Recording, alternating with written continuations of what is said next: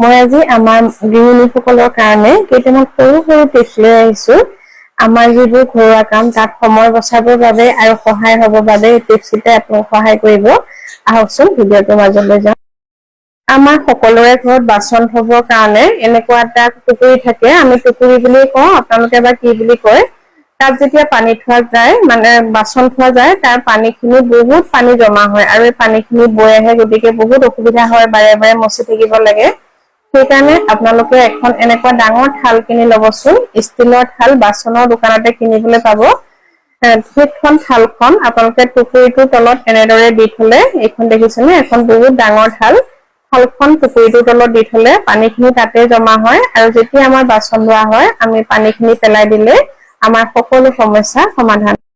এতিয়া আহো দ্বিতীয় টিপছলৈ। আপোনালোকে বাৰু ব্ৰইলাৰ মাংস খায়নে? ব্ৰইলাৰ মাংস খোৱাৰ আপোনালোকে যেতিয়া ধুব, তাৰ পাছত আমি যেতিয়া বনাও তেতিয়াও বহুত লেতেৰা থাকি যায়। সেইবাবে যেতিয়া ব্ৰইলাৰ মাংস বনাব তাৰ আগতে আপোনালোকে 2 মিনিট মান এনেকে গৰম পানীত সিজাই ল'বচোন। চাওকচোন ইমান লেতেৰা পানী ওলাইছে। আৰু এনেদৰে সিজাই পেলাই আপোনালোকে 2 দিন বা 3 দিনৰ কাৰণে ফ্ৰিজত ৰাখিও দিব পাৰে। যেতিয়া সিজাব তাতে অকণমান নিমখ দি দিব।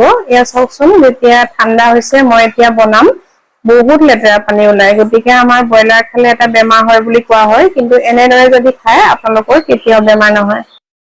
এতিয়া আহো তৃতীয় টিপছটোলৈ। এয়া দেখিছেনে, মই এখন গেছত কটাৰী গৰম কৰিছো। কটাৰী গৰম কৰি মই এটা পানীৰ বটল লৈছো, যিটো আমি এনেই পেলাই দিওঁ, আৰু গৰম কৰি কটাৰীখনে এনেদৰে বটলটো ফালি ল'ব। সমানে দুফাল কৰিব, তেতিয়া কামটো কৰিবলৈ সুবিধা হয়। এয়া দেখিছেনে, মই বটলটো সমানে এনেকে দুফাল কৰি লৈছো। কটাৰীখন গৰম কৰি ললে সুবিধা হয়, কিন্তু চাব যাতে হাত নুপুৰে। এতিয়া আমি এডাল লোহা লৈছো, যিডাল লোহাৰ শলা বুলি কওঁ, আমি মাছ পুৰিবলৈ ব্যৱহাৰ কৰো ঘৰত। সেই শলাডালো অকনমান গৰম কৰি লৈছো। আমি এতিয়া বটলটোত ফুটা উলিয়াম, দুয়োফালে যাতে সমানে ফুটা ওলাই এইটো চকু ৰাখিব। এয়া দেখিছেনে, এনেদৰে আমি ঘন ঘনকৈ বটলটোত কেইবাটাও ফুটা উলিয়াই লম। এতিয়ানো কি কৰিলো চাওঁ আহকচোন। আমাৰ যে ঘৰত কাপোৰ চিলোৱাৰ যিবোৰ গুলি সূতা থাকে, সেই সূতাবোৰ বহুত নষ্ট হৈ যায়। গতিকে মই আজি আপোনালোকক এটা সহজ টিপছ শিকাই দি আছো। এনেদৰে শলা কিছুমানত গুলিসমূহ সুমুৱাই লব, আৰু এনেদৰে 2-3টা বটল আপোনালোকে মই কোৱাৰ দৰে এনেকে ফুটা উলিয়াই লব, আৰু শলাত গুলিসমূহ সুমুৱাই লৈ এনেদৰে যিবোৰ আমি সমান সমানকৈ ফুটা উলিয়াইছিলো, সেই ফুটাসমূহত এনেদৰে শলাসমূহ সুমুৱাই দিব। এই দেখিছেনে, মই সুমুৱাই দিছো।